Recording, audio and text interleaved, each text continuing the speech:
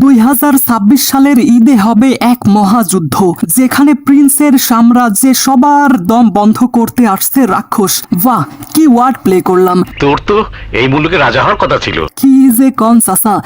তো মুক্তি পেয়েছে মেহেদী হাসান হৃদয় পরিচালিত এবং সিয়াম আহমেদ স্টারার আপকামিং সিনেমা রাক্ষসের ফার্স্ট লুক। ইতিমধ্যে আপনারা হয়তো এটা দেখে ফেলেছেন, তবে আমি আজকের এই ভিডিওতে এই ফার্স্ট লুক সম্পূর্ণ ব্রেকডাউন করতে চলেছি। এই তো লেটেস্ট নিউজ। বাট ভিডিওটা শুরু করার আগে চ্যানেলটা সাবস্ক্রাইব করুন, না হলে আপনার নানিকে আই লাভ ইউ।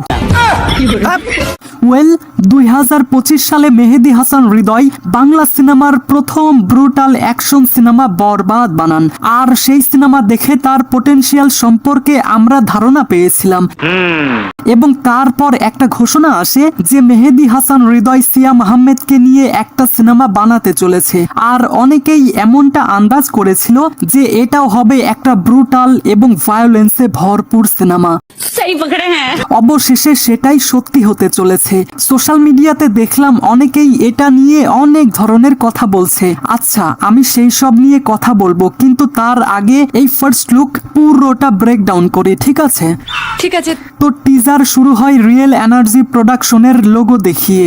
এরপর লো অ্যাঙ্গেল থেকে ক্যামেরা উপরের দিকে উঠতে উঠতে বাথটাবে ক্ষত বিক্ষত একটা বাঘ দেখা যায়, যেটা অবশ্যই কোনো রিয়েল বাঘ নয়, জানি। আর হ্যাঁ, এখানে বাঘের মোশন ট্র্যাকিং অনেকটা ফেক মনে হচ্ছে, বোঝাই যাচ্ছে এটা আসল না। আর হ্যাঁ, এখানে তারা এটা ক্ল্যারিফাই করে দিয়েছে যে এই সিনেমাতে কোনো আসল অ্যানিমেল দেখানো হয়নি, আর এখানে যে একটা ক্ষতবিক্ষত বাঘ পড়ে আছে সেটা নায়কের শিকারী বা ভয়ঙ্কর সত্তাকে জানান দিচ্ছে।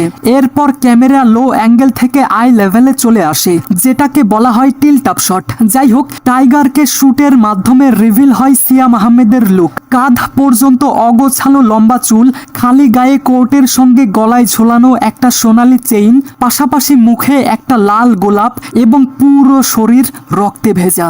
আর এই ক্যারেক্টারে ইউজ করা প্রত্যেকটা জিনিস এই সিনেমার থিমকে জানান দিচ্ছে।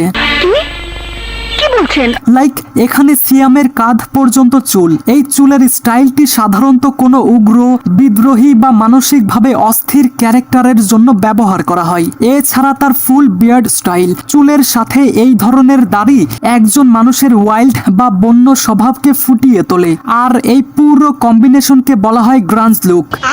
এছাড়া খালি গায়ের উপর কোট পরা এই ধরনের পোশাক স্টোরি টেলিং এ বিশেষ কিছু অর্থ বোঝায়। যেমন লাইক এটা এমন একটা ক্যারেক্টার যার মধ্যে রাক্ষস মনোভাব থাকে, অথবা বড় কোনো ট্র্যাজেডির শিকার, কিংবা ডার্ক গ্ল্যামার। আর এই ধরনের ক্যারেক্টার এক ধরনের ডার্ক হিরো বা অ্যান্টি হিরো ইমেজকে বোঝায়। রিয়েলি তুমি অসম। পাশাপাশি গলায় গোল্ডেন কালারের একটা চেইন, এটা সিয়াম আহমেদের বেপরোয়া ক্যারেক্টারকে তুলে ধরে। এছাড়া সিয়াম আহমেদের মুখে একটা লাল গোলাপ। আমরা জানি গোলাপ হলো ভালোবাসার প্রতীক, কিন্তু সিয়ামের রক্তাক্ত লুক এবং তার হাতে থাকা অস্ত্র প্রমাণ করে ভালোবাসা রক্ষার পথের নিষ্ঠুরতা। একদম তাই। এছাড়াও সিয়ামের এক হাতে ব্রেসলেট এবং আরেক হাতে রোলেক্সের ঘড়ি, এই সব কিছু সিয়ামের লাক্সারি ক্যারেক্টারকে তুলে ধরে। তো মোট কথা, এই সিনেমাতে সিয়ামের ক্যারেক্টার এমন হবে সে হয়তো কোনো বিলাসবহুল জীবন যাপন করে, পরবর্তীতে সে হয়তো হয়ে উঠবে ভয়ঙ্কর রাক্ষস টাইপ। তোমার কথা শুনে মনে হইতেছে তুমি বিরাট জ্ঞানী মানুষ হয়ে গেছো। আর এই পুরো ফার্স্ট লুক ভিডিওতে সাদা এবং লালকে প্রাধান্য দেওয়া হয়েছে। তো আপনাদের মনে হতে পারে এটা শুধু এমনিতেই রাখা হয়েছে, কিন্তু এটা একদমই না। তার মানে ওকে, লেট মি ক্ল্যারিফাই ইট। দেখুন, আমরা জানি রাক্ষস একটা ভায়োলেন্সে ভরপুর সিনেমা হবে, আর এখানে সাদা হলো শান্তি আর শুদ্ধতার প্রতীক, এবং লাল হলো রক্ত আর অপরাধের প্রতীক। সাদার উপর যখন লাল রং পড়ে তখন সেই পাপ বা হিংস্রতা অনেক বেশি স্পষ্ট এবং ভয়ঙ্কর হয়ে ওঠে। ও আই সি। আর সিয়ামের পুরো ব্যাকগ্রাউন্ড রক্ত ছাড়া সবকিছুই সাদা, আর এটাই বোঝায় যে নায়ক এখন এমন এক মানসিক অবস্থায় আছে যেখানে তার চারপাশে পৃথিবী অর্থহীন, শুধু তার প্রতিশোধ বা লক্ষ্যটাই একমাত্র সত্য। আর এই কালার কম্বিনেশন ডার্ক ফ্যান্টাসি বা হাই অকটেন অ্যাকশন মোডে নিয়ে যায়। তাহলে তো বুঝতেই পারছেন এটা কোন জনরার সিনেমা হবে। কি বলতো নাই, আমি বুঝেছি। এরপর ক্যামেরা লো অ্যাঙ্গেল থেকে আপ অ্যাঙ্গেলে উঠে যায় এবং তখন সিয়ামের একটা ভয়েস ওভার শুনতে পাই। আর এখানে সিয়াম আহমেদ যে ভয়েস মডুলেশন করেছে এটা আমরা বুঝতে পারছি। আর মেহেদী হাসান হৃদয়ের প্রথম সিনেমাতেও শাকিব খানের এমন ভয়েস মডুলেশন দেখেছিলাম।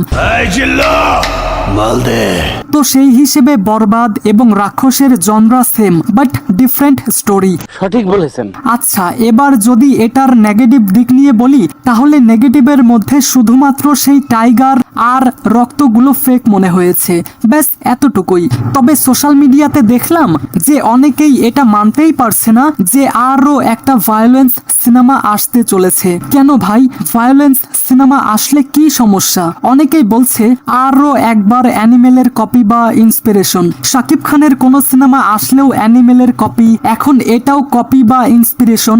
আচ্ছা, তারা একটা কথা বলুক তো, অ্যানিমেলের আগে দুনিয়ার বুকে আর কি কোনো সিনেমাতে ভায়োলেন্স ছিল না? কোনো কিছু হলেই অ্যানিমেলের ইন্সপিরেশন বা কপি বলছেন। আচ্ছা ভাই, অ্যানিমেল কি অরিজিনাল সিনেমা? অ্যানিমেলের অনেক দৃশ্য তো কোথাও না কোথাও থেকে কপি করা, মানে ইন্সপায়ার্ড হয়ে বানানো। কিছু মনে করবেন না, আপনি বেশি কথা বলেন। তো গাইস, এই সমস্ত কিছু জানার পর এই সিনেমা নিয়ে আপনি কতটুকু এক্সাইটেড? আপনাদের যে কোনো মতামত কমেন্টে জানাতে পারেন। ঠিক আছে ঠিক আছে। Thanks for watching guys.